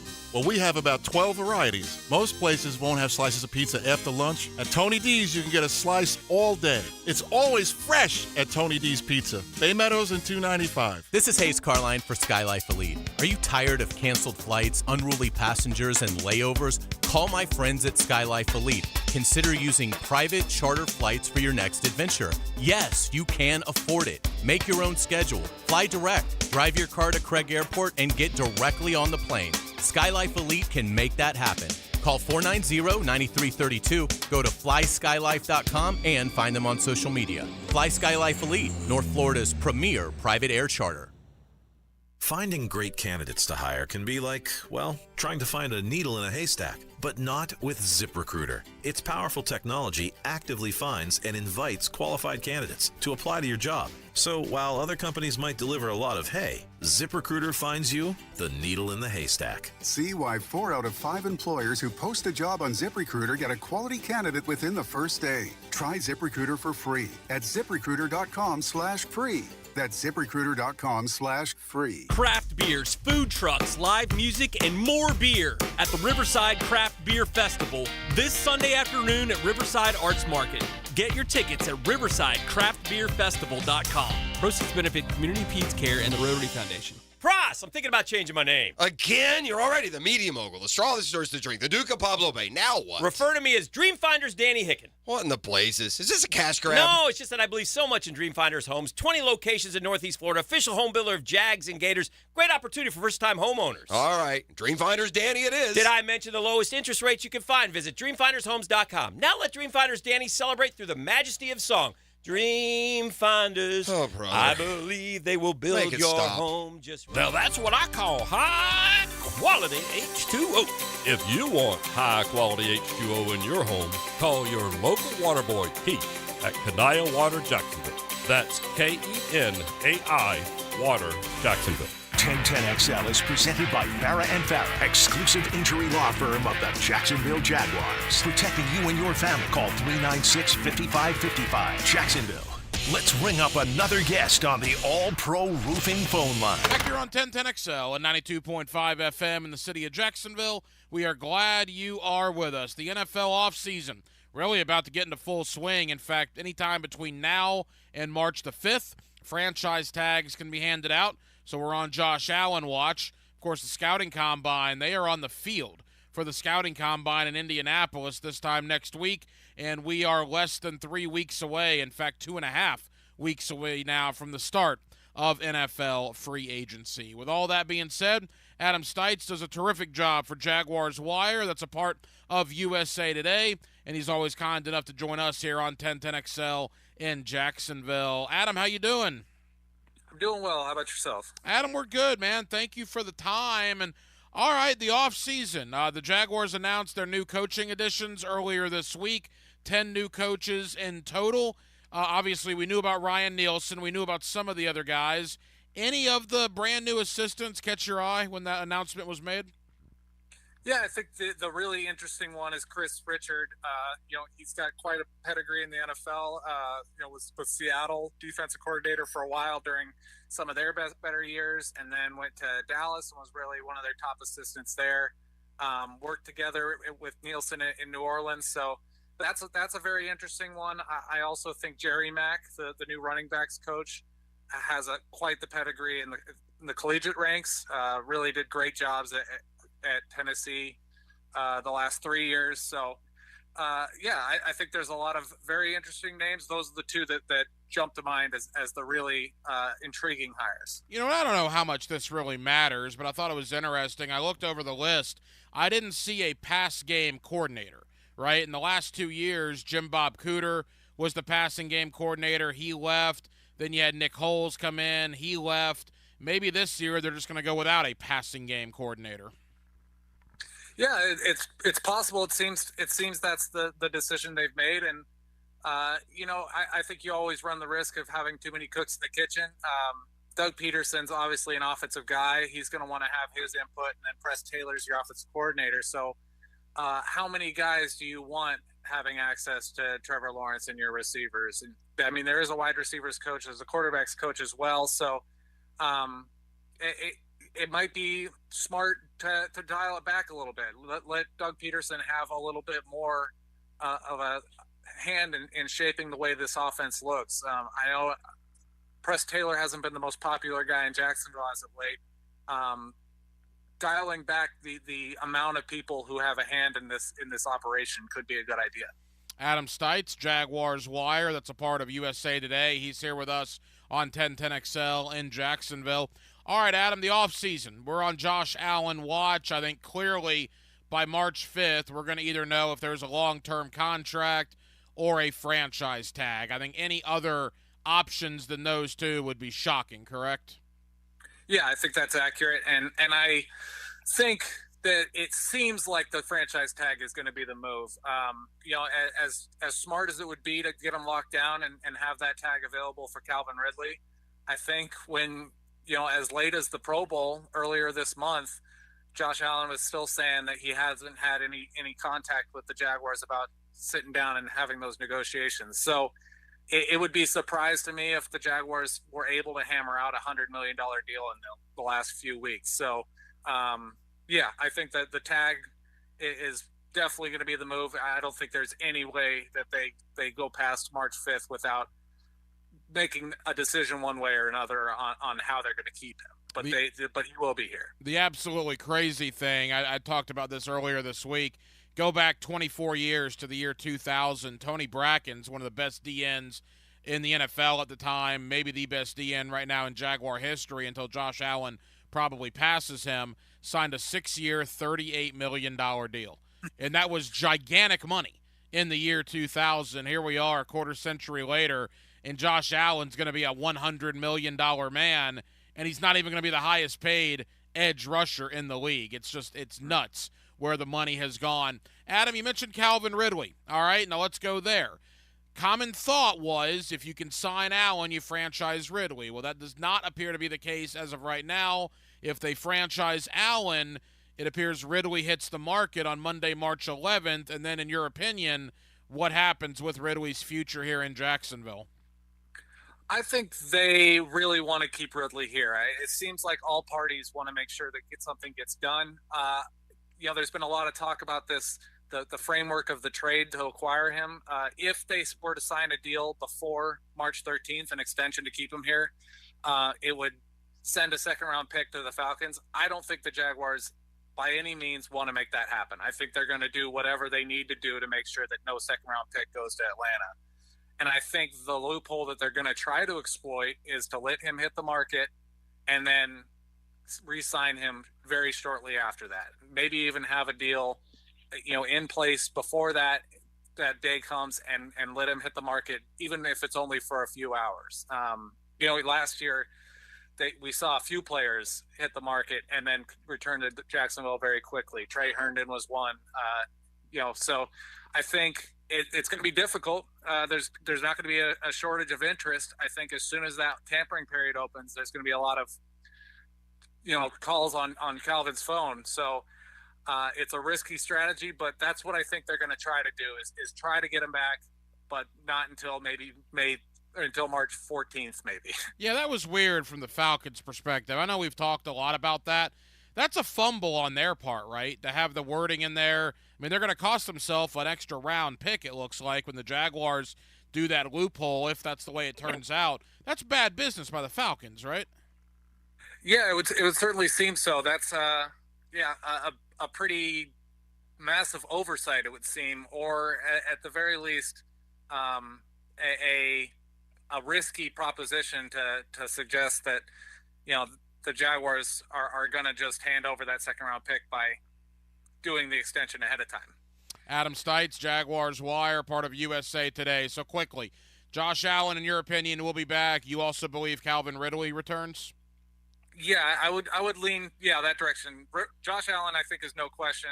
Ridley, I would say maybe 75% chance that he's back. Now, ironically enough, you could argue the third most important free agent for the Jaguars was only here for like 9 games, and that was Ezra Cleveland, who they acquired at the trade deadline. He hits the market. Now, we know the interior offensive line was awful last year, just horrible, but I thought Ezra Cleveland was okay at times. He's a guy that I wouldn't mind seeing coming back. What's your opinion on him, and do you think the Jaguars get something done there? Yeah, I tend to agree with you on that in that he looked he had his moments. I think he was kind of tossed into a new scheme in a rough situation with not a whole lot of stability. He even had to go play left tackle for the first time in his career in one game. So I think it's tough to judge him too harshly for how this season went. I think they're going to try to get him back. I don't think they were handing out a 6th-round pick just for 9 games with no intent of having him be a piece here. They reunited him with Phil Rauscher, his offensive line coach in Minnesota and now in Jacksonville. Rauscher's still here. It's one of his guys. So I do think they're going to try to get something done. I think the question is just how expensive does Ezra Cleveland end up being? If he's looking to really test the market and find himself a big deal, I don't think the Jaguars are ready to go hand something huge out. But if it's a reasonable amount and they feel like he can compete for a starting role or even be a versatile backup, I think he's the guy they'd like to have back. Yeah, what caught me off guard, I had the guys from Spot Track on who this is all they do, right? Contracts, free agency, and whatnot. They think Cleveland's market could be pretty big because not many 27-year-old guards with 50 starts in the NFL get onto the market. So we'll see if there becomes a bidding war for Ezra Cleveland. And if he leaves, that would obviously leave another hole on the Jaguar offensive line. Quickly, Adam, because I want to start talking about guys that may be cap casualties. Some of the longest tenured Jaguars are free agents. DeJuan Smoot, Tyler Shatley. In fact, I believe those are the 2 longest tenured Jaguars. Caleb Chason. I think we all know the answer there. Do you expect any of those guys to be back? I could see Shatley maybe on a very cheap deal. I don't think they're going to be interested in keeping Smoot. He wasn't there last year. He came back. He played 12 games, which is a pretty solid sample size, and he got 1 sack for him. His snaps kind of dwindled late in the year. He was barely on the field in Week 18. I don't think they see a future there. Shatley, at the very least, is a guy who can play a lot of different positions and has shown that he can just kind of step in and give you an okay performance. So if they're going to be really reconstructing this line, I don't think there's any way they want Tyler Shatley being a starter or even competing for a starting role. But it is good to have versatile backups and depth, and he has shown that he can be that guy. So if he's cheap, that one makes sense. I don't see it for Smoot. And, I think Trey Herndon's another guy who's a long tenured player who I would guess his time is up here as well. Yeah, I mean, you're talking about 4 of the longest tenured guys, with Chason, with Herndon, with Shatley, and with Smoot. I agree with you with Shatley. At this point in his career, if he's not going to get big money, and he's not going to get big money, he probably doesn't really want to go anywhere else, right? He's been a Jaguar his entire career. If they want to have him back, they probably have a good chance at bringing him back. That brings us, again, Adam Stites of Jaguars Wire, part of USA Today. That brings us, Adam, to guys that may be cap casualties. And 2 of the biggest ones are on the offensive line, and Brandon Sheriff and Cam Robinson. What is your expectation there? Are they back in Jaguar uniforms here in 2024? I would lean Sheriff, no. Cam Robinson, yes. I think Sheriff, he's just getting paid a lot of money to be a decent, good, not great player at this point in his career. They have the opportunity to save a lot and maybe go after a much more exciting kind of framework piece, maybe like Robert Hunt from the Dolphins, or one of these free agents, interior linemen who could step in and maybe give you even better play for a longer period of time. So I think Sheriff, no. Robinson, I'd probably surprised if he was gone, just because he gave this team so much juice last year. But if they were to part ways with him, I would imagine there's a trade market for him. There's just not a whole lot of left tackles in their 20s who can start right away. And it's not a great price tag, but it's one that I think a lot of teams would be willing to pay. So I don't think it makes a whole lot of sense to just cut ties with them via a release. I think if you can find a trade market for him, that might be the way to do it. Yeah, Cam Robinson's the big one. You would save $17 million, but with that, you got to find another left tackle. And Anton Harrison, there's been some talk there about moving him. Maybe Walker Little. I don't know. Cam played pretty well when he was in there last year. Darius Williams is another one. I think you save like $11 million if you cut Darius Williams. But again, Adam, the problem there, if you cut Darius Williams, you got to go out and find another starting cornerback. Yeah, I think that's more of a tail wagging the dog situation, where I think if you're planning on getting another cornerback, which Brian Nielsen kind of seemed to really value corners, and it seemed like he really wants to get guys that can really press and play tight coverage and allow the defensive line to get after the quarterback. If they're feeling like corner is the way to go, then it makes sense to get rid of Darius Williams, I think. But I wouldn't put yourself in a hole just to put yourself in a hole and then need to go find one. So that's I think Darius Williams is a tough call. He played pretty well, but he is also turning 31 pretty soon. I think in the secondary, Rayshon Jenkins might be the easier call. You can save a good bit of his salary by parting ways with him, and then turn that secondary over to either Dewey Wingard or Antonio Johnson battling for that starting role next year. And Adam, as we begin to wrap up, I agree with you. Rayshon Jenkins, I think at this point it would almost be a surprise if he was back. Everybody's seeming to talk about Antonio Johnson taking that spot. And the more puzzling one to me is Zay Jones. I think Pro Football Focus had Zay as one of the prime cut candidates. Here's my thought. I'm interested in yours. If the Jaguars feel good about bringing Ridley back and they feel like that's going to happen, well then, okay, maybe at that point you cut Zay Jones. But if there's any chance of losing Calvin Ridley, you cannot cut Zay Jones because you cannot lose both of those guys. So maybe they wait till they see if they re-sign Calvin, and at that point maybe you cut Zay. I don't know, but it would be a disaster to lose both of them. Yeah, I agree with you on that. And I think Zay is a guy that he could be a cap casualty, but I think he might be like an August cap casualty if they've added receivers and they get into camp and they feel like he's the fourth or fifth best receiver on the roster, and at that point, that extra $4 million might be able to help you go find a veteran pass rusher on the market or something like that. But at this point, it's not that much money. You eat a lot of dead space. I know his $10 million cap hit is a little large for what he offers, but you can't get all that $10 million back.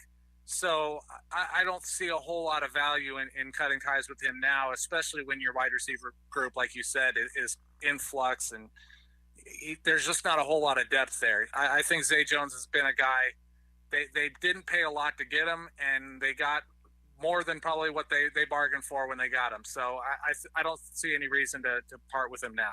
Adam, tell us about Jaguars Wire, man, part of USA Today. What can people expect when they head on over to the website? Yeah, we keep up with all the latest. A little bit of analysis, a little bit of news. We'll have mock drafts, running through April, and analysis on all the potential picks and the free agent signings. So, yeah, anything and everything you want as a Jaguars fan. Adam Stites, Jaguars Wire, part of the USA Today network. Adam, we appreciate it, man. The first time you and I have talked, it won't be the last. Thank you, brother. We'll do it again soon. Yeah, appreciate you for having me. It's not set to the frequency. It's right here. Hello. No. Wrong frequency. What's the frequency, by the way? 10 XL. Here's Linda Beaver. Beaver Toyota and Beaver Chevrolet love our community. That's right, we spread the love by giving back, and every year we give hundreds of thousands of dollars to our local community. Plus, we give all our customers lots of love, too. Every new vehicle purchase comes with a 20-year, 200,000-mile warranty, and every certified pre-owned vehicle comes with a 7-year, 100,000-mile loving warranty. Plus, we give the most loving for your trade. Help us to continue to spread the love and head to Beaver Toyota in St. Augustine or Beaver Chevrolet in Jacksonville. We're here to wow you and give back. Lauren Brooks here from Mayport CNC Fisheries. Growing up at the beach, I know good shrimp and oysters when I see them. It's local and it's fresh. That's why Mayport CNC Fisheries is my go-to for both. They have local shrimp in stock daily and fresh boxes of oysters. Eat like a local at Mayport CNC Fisheries. Hoops fans, meet the Jacksonville 95ers, the city's newest basketball heroes. Get up close, grab autographs, snap photos, and feel the thrill. Wednesday, February 28th from 7 to 9 p.m. at Players Grill Mandarin. Players Grill, where the neighborhood meets.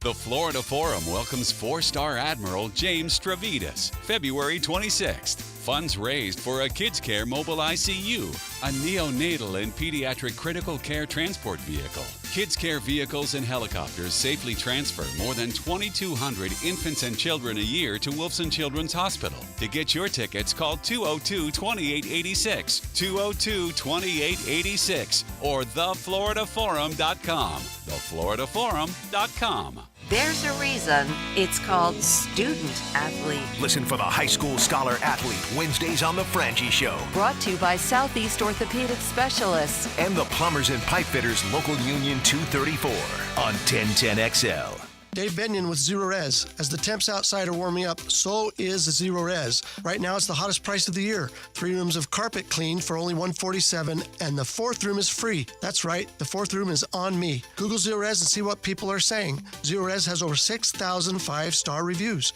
Remember, February is the hottest price of the year for Zero Res. 3 rooms of carpet clean for $147, and the 4th room is free. Zero Res, spelled forward or backwards, it's the right way to clean. Zero Res. Picking here, the Borland Groover Foundation proudly presents the annual March to Get Screened 5K race and 1-mile fun run. Sunday, April 14th, the race starts at 7 a.m. under the Fuller Warren Bridge.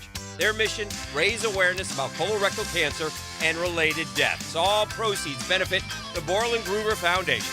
It's a nonprofit organization devoted to building a healthy and equitable community that is free from colon cancer. Visit BorlandGrooverFoundation.com for more. I'm with Greg from Cycles of Jacksonville, and I always tell you, hey, what's hot on the street, but what is hot on the water right now? We've got some big news from Honda. They have a boat coming out, and much like they did with their jet, they went out and partnered with an industry leader in Scout Boats. It's making the hull for them, but everything else in the boat is all Honda. So you're talking in the next handful of days and weeks, we will see Honda on the water at your showroom. It'll be on the showroom, and it'll be ready to go. So log on to cyclesofjacksonville.com. They are in the marine business with Honda. Keep track of it right there on Atlantic near Regency. Hello, First Coast. I'm sure by now you have seen our bright green GFL trucks and containers throughout the greater Jacksonville area. We're an industry leader in solid waste and would love the opportunity to earn your business. We're committed to customer service, reliability, and have an unwavering focus on safety. Whether commercial or construction, let us haul your waste away.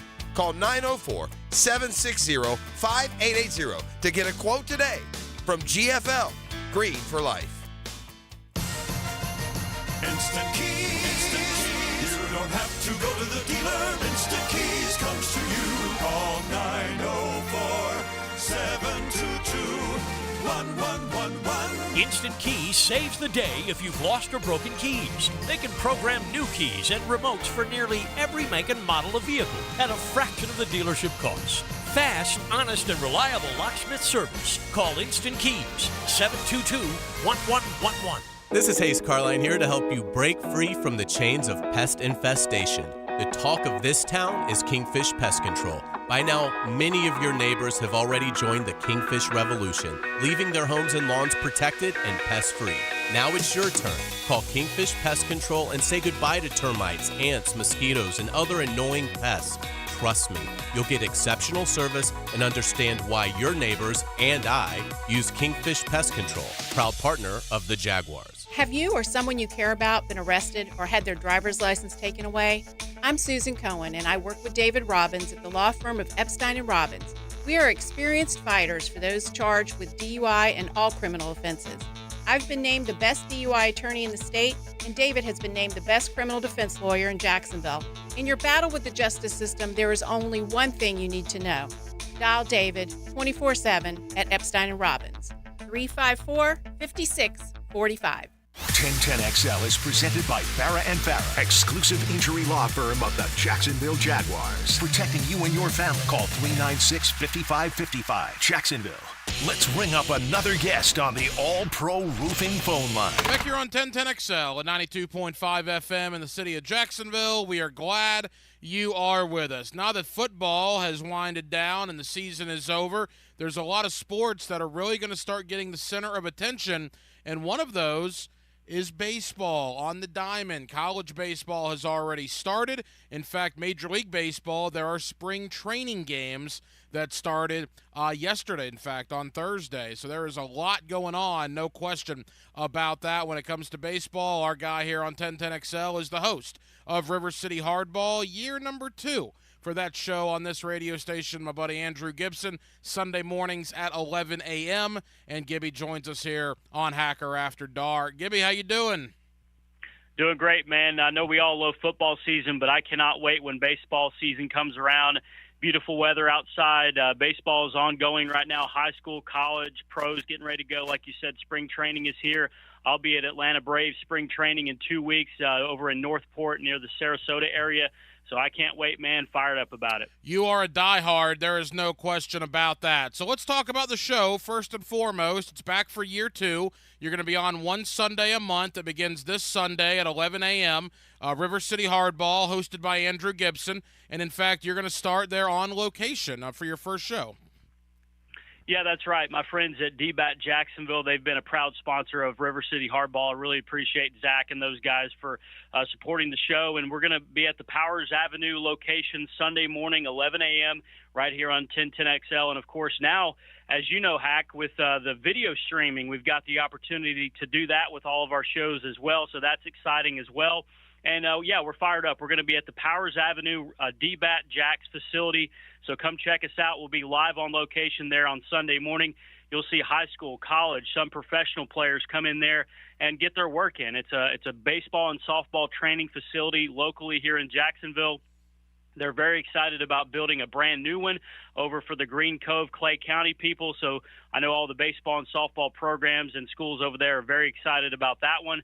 But we will be at Powers Avenue, D-Bat Jacks on Sunday morning, and we look forward to it. River City Hardball, hosted by Andrew Gibson, again, Sunday morning at 11 a.m. here on 1010XL. Gibby, let's start at the high school ranks and work our way upward. I was out at the Media Day at the Riverside YMCA, the High School 912 Media Day. You were there as well. Certainly a lot of really good talent in the high school ranks, including a couple of guys committed to Florida and a guy also committed to Florida State. Yeah, the talent here locally in Jacksonville when it comes to baseball is among the best in the country, and that's saying a whole lot, and it really is true because you look at a guy like Hunter Carnes, who's going to join us on Sunday morning at 11:20, had an opportunity to interview Hunter at the Spring Sports Media Day this week, and Hunter is regarded, Hack, as the best player in high school baseball in Jacksonville. He's regarded by some as the best player in the country, not just here in Jacksonville, not just in Florida, but perhaps Hunter Carnes, the catcher at First Coast High School, is regarded by many as the best player in the country. And so that's pretty awesome to have a guy like that here in the city of Jacksonville. I've known Hunter since he was even before a freshman. I know their coach, Stephen Barnes, told me but when he was in 7th or 8th grade, he said, in a couple of years, you're gonna be hearing this name. You're going to watch out for this guy. So I've known Hunter since he was probably 8th, 9th grade, and now he's signed to Florida State. We'll see if he gets there because there are projections that say that Hunter is going to be drafted perhaps in the top 100 in the Major League Draft this summer. So that's very exciting. Hunter's going to join us 11:20 on Sunday morning on River City Hardball. And, you know, there's a bunch of guys here in this area. It's not just Hunter. There's Skylar Sanford, who's going to Florida. He's signed there.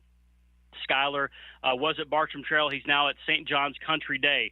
Brett Myers, former pitcher in the big leagues for many years, his son Colt is signed to play at Florida. He's at St. John's Country Day. There are so many ridiculously talented guys. There's another Florida guy at Bishop Snyder. Aiden King is a pitcher that's on his way to Florida as well. There's so many guys that are going to JU and UNF. Let's not forget about those guys as well. FSCJ is loaded with a bunch of talent as well. And, you know, I talked to a lot of these coaches and all of them around the city, and they try to keep the guys here, Hack. You know, that's a big push for coaches in college to try to keep local kids here. And the high school baseball coaches are really trying to do that with the high school talent here because it's just that good. Andrew Gibson here with us, the host of River City Hardball, Sunday morning, 11 a.m. here on 1010XL. You mentioned college baseball, Gibby. Let's get there. The season is super young, right? I mean, I think most of these teams have played somewhere between 4 and 5 games, so we are right at the beginning of the season. Florida not off to the best start, 2 rainouts, and they lose to St. John's, although they came back and beat UNF in back-to-back games. Florida State looked very good in a series opening win there in Tallahassee. And then UNF and JU, it's tough for particularly like UNF, right, because they have to play Florida right out of the gate. But what's your expectation locally in regards to college baseball this year? Well, I think starting with JU and UNF from the Jacksonville perspective, I think JU is going to be really good. JU's got several local guys on their team. You know, JU is a team that tries to go in the transfer portal and pick out guys that fit their program, and they're a team that embraces the portal. They're going to bring in guys and take chances on a few guys. They brought in a local kid who actually initially went to Tennessee. Tanner Zellum is an infielder, probably going to be third base. We'll see where he shakes out here in the early part of the season. But Tanner Zellum went to Bowles. He's from Fleming Island. He went to high school at Bowles, and he started out as a freshman at the University of Tennessee, and JU got him back in the transfer portal, brought him back here to Jacksonville, and so they've got a really good talent there. You look at what they've got on the mound this year. That's going to be the strength of the JU team this year. Evan Crest was a freshman All-American last year for JU. He set the strikeout record as a freshman at JU last season. Crest was a draft pick in high school by the Miami Marlins. He went to college, Jacksonville University, very fortunate to get him. He's going to be the ace of the staff. He's a preseason pitcher of the year over at JU. So Evan Crest is somebody that you're really going to need to watch this year over at JU. Justin Nato, he's playing on the infield primarily at second base. He's a Bartram Trail kid. and he's one of the best hitters in this city. He hit 300 as a freshman last year, coming back for his sophomore year. Justin Nato is a guy to watch over there at JU. Let's go look and look. The expectations for JU. Chris Hayes has been there a long time. He's a JU guy through and through. He played there. He's the coach there, and I think they're going to have a good season. There have been some projections that say JU might win the A-Sun this year. They're just that good. They've brought in a couple of new guys that are really going to help their program out this year. You look on the UNF side, it's kind of a rebuild with UNF because unfortunately we lost Tim Parrington, the former coach at UNF. Lost his battle with cancer last year, a very sad situation, and we're all, feeling for their family, and they honored his family before the first pitch of the Florida game the other night. His wife, Sheila, threw out the first pitch, and that was a very emotional moment, and Joe Mercadante takes over as the new head coach this year at UNF, and he's building his program. That's what's happening right now at UNF, and one of the things that I love that UNF does, Hack, is they build from local talent here. If you look at the UNF roster, they've got guys from Fletcher. They've got guys from Bishop Kenny all over the place. They're bringing in kids that are local to Jacksonville, and I love to see that. Cherokee Nichols has had a hot start to the year. One of their outfielders battled some injuries last year, but he's finally healthy again. Nichols, a power-type hitter. He went to high school locally here at Fletcher. You've got Tony Roca's a Ponte Vedra guy. He's one of their top pitchers. Brett Dennis is a freshman from Providence who really took the Stallions on a good run to the deep in the playoffs last year in high school baseball. He's going to make a big contribution for them this year. Connor Moore comes over from Florida State. He's a transfer who's now playing third base now. He played shortstop in high school. He played shortstop a little bit at Florida State. Connor Moore played at St. John's Country Day, and he's come over from Florida State back home to the Jacksonville area at UNF. So, look for UNF to make some noise, but I think it's a year one rebuild right now for Mercadante, the new head coach over at UNF. And when you look at Florida and Florida State, Florida's a top 5 team in the country. They've got talent across the board. Jack Caglione is a freak. Let's be honest. He's a monster. He throws 100 miles an hour. His exit velocity off the bat's over 100. He's going to be probably the player of the year in college baseball this year. Jack Caglione is just an absolute beast, and I'm going to try to get over to Gainesville and try to watch him this year because you don't see talent hacker like that come around very often. He is legitimately the Ohtani of college baseball, and it's pretty cool to see. Liam Peterson, he's a freshman stud at Florida who got the start the other night here in Jacksonville against UNF, struck out 7 in his first career start. So he might be the freshman of the year in the country, Liam Peterson for the Gators. And look, I mean, they're a top 5 team. Their talent is going to take them a long way. They got to the final series last year, and I would expect that they'll probably get there again this year with the talent they have. Florida State, you look at them, Link Jarrett is trying to build his program. He's a couple of years now as the head coach. And I think that he's finally starting to get the guys that he wants in there.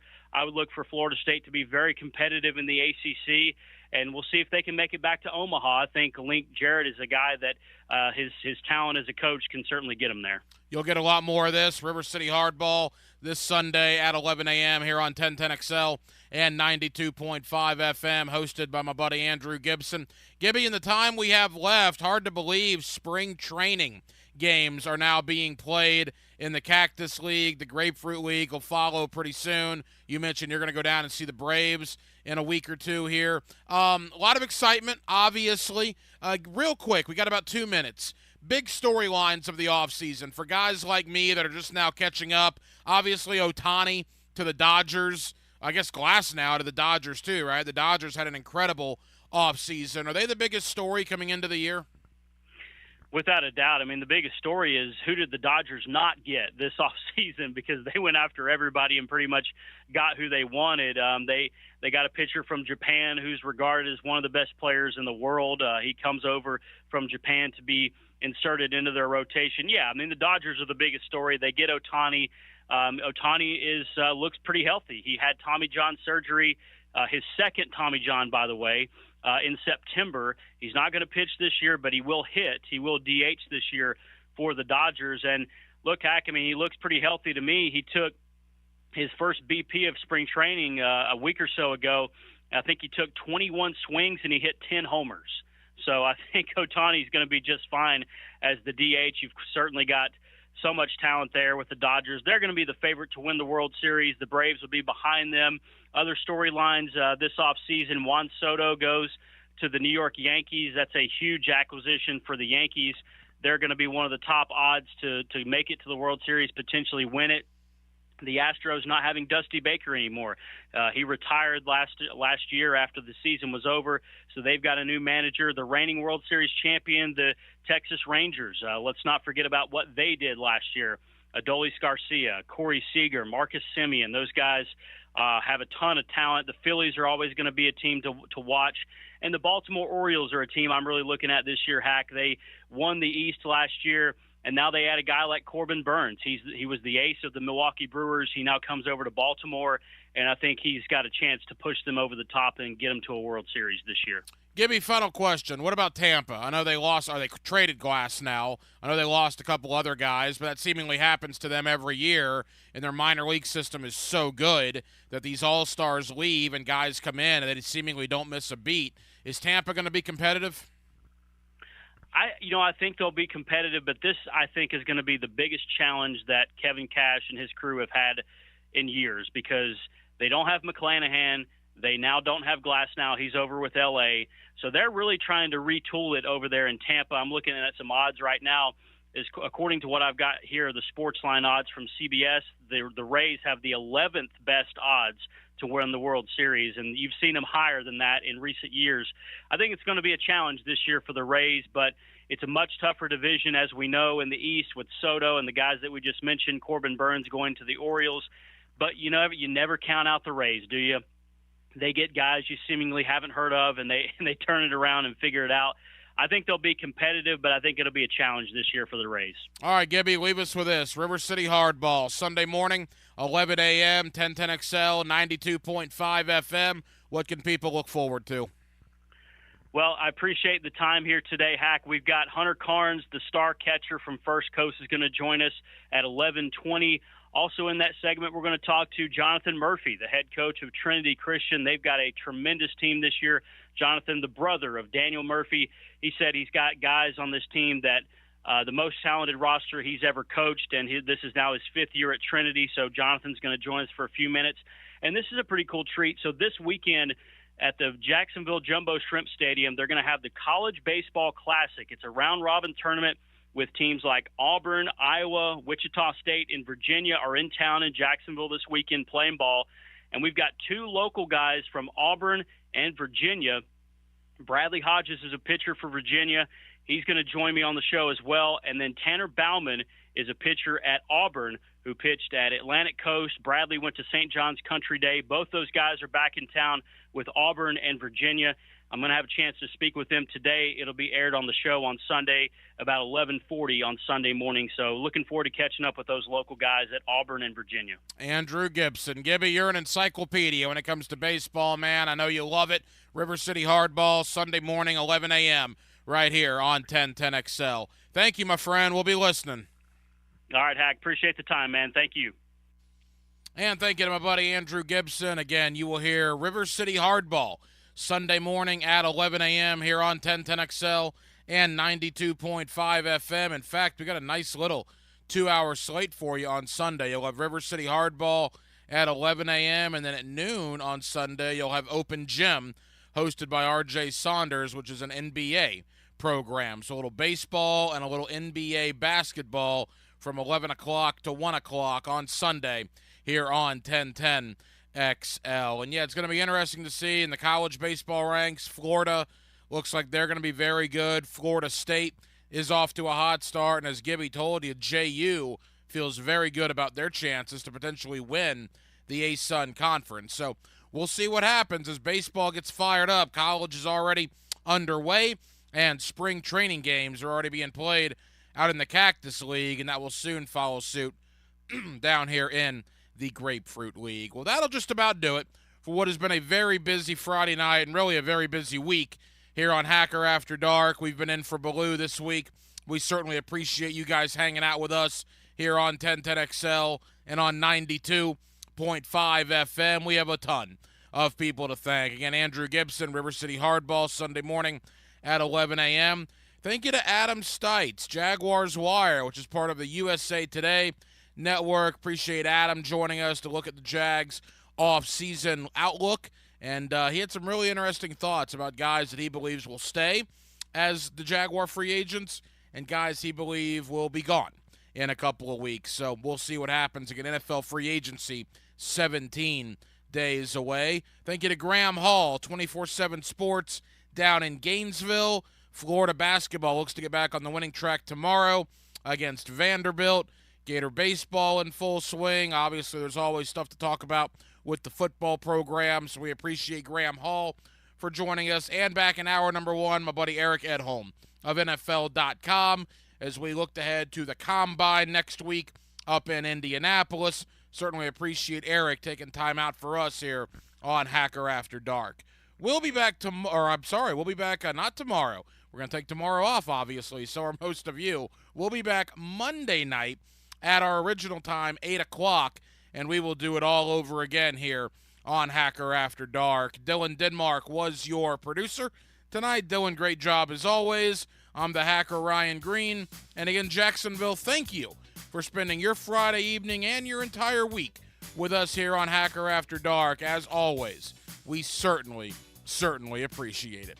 So for all of us here on HAD, have an absolutely terrific remainder of your Friday evening and a fantastic weekend. And we will do it all over again Monday night, beginning at 8 o'clock. Until then, good night, Jacksonville.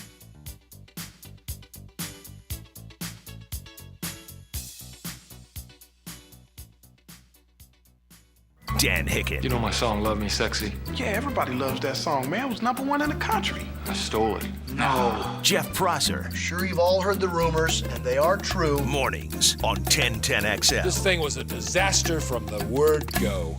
Baloo here for Smoonez Vision. Why Smoonez Vision? Well, I've been with Dr. Neil Smoonez now since I got back to Jacksonville in 2006. 37 years of experience he has. Smoonez Vision is a family organization that focuses on personal high-quality medical and surgical eye care. Dr. Catherine Smoonez is fellowship-trained in cornea and cataract surgery and all refractive surgery. Combined, that's 30 years plus in laser eye surgery. Visit SmoonezVision.com today. Care you can see. Smoke and carbon monoxide detectors are two of the best life-saving investments for the safety of your family. Mr. Sparky will install the best unit for your home. Call 888